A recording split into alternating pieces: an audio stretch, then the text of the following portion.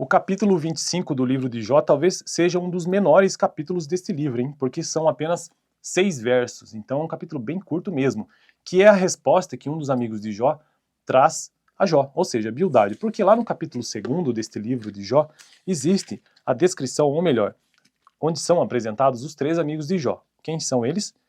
Elifaz, Temã, Bildade de Suá e Zofar de Naamate. São 4 amigos, mas o quarto aparece mais no final deste livro. Eu estou aqui nesse canal construindo uma playlist com a leitura de todos os capítulos da Bíblia, capítulo a capítulo.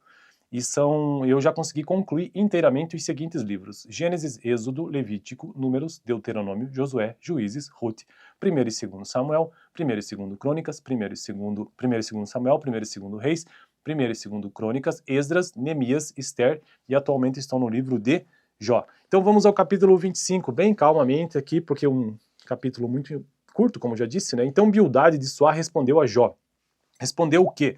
Respondeu o 24º capítulo, porque o livro de Jó é um diálogo inteiro, o livro inteiro é isso, diálogo entre Jó, só no começo ali que aparecem as palavras de Deus, principalmente, mas é sempre um diálogo entre Jó e seus amigos, seus amigos que estão observando o sofrimento de Jó e tentando justificar isso de alguma maneira, e Jó se defendendo e, enfim, apresentando a sua causa.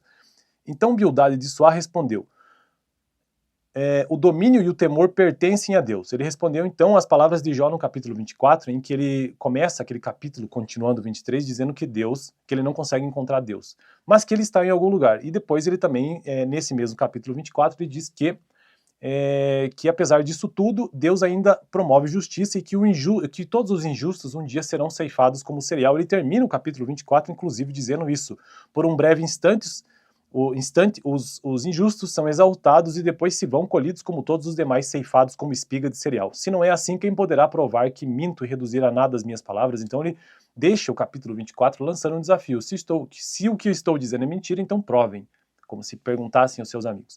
Então Bildade responde: o domínio e o temor pertencem a Deus. Ele impõe ordem nas alturas que a ele pertencem. Seria possível contar os seus exércitos e a sua luz sobre quem não se levanta? Como pode então o homem ser justo diante de Deus? Como pode ser puro quem nasce de mulher?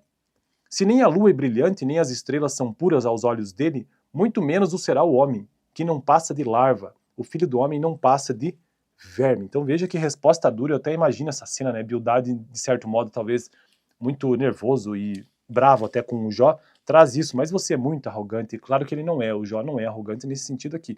Mas para os amigos de Jó, talvez ele pareça isso. Então, quando você lê o capítulo 25, dá a impressão que se passa é isso, né? Como se fosse alguém revoltado, dizendo a Jó: imagine que Jó está aqui na minha frente e eu seja o Bildade, e eu respondo assim, ó: o domínio e o temor pertencem a Deus. Ele impõe as ordens, ou a ordem nas alturas, que a ele pertence. Seria possível contar os exércitos do Senhor? E a sua luz sobre quem não se levanta? Como é que pode então o homem ser justo diante de Deus? Como se dissesse a Jó: você é justo diante de Deus? Como pode ser puro quem nasce de mulher? Que nem a lua é brilhante, se nem a lua é brilhante, e nem as estrelas são puras aos olhos de Deus, muito menos o será o homem que não passa de larva. O filho do homem não passa de um verme diante de Deus. É isso que ele coloca então no capítulo 25. Próximo vídeo, 26, eu fico por aqui, valeu.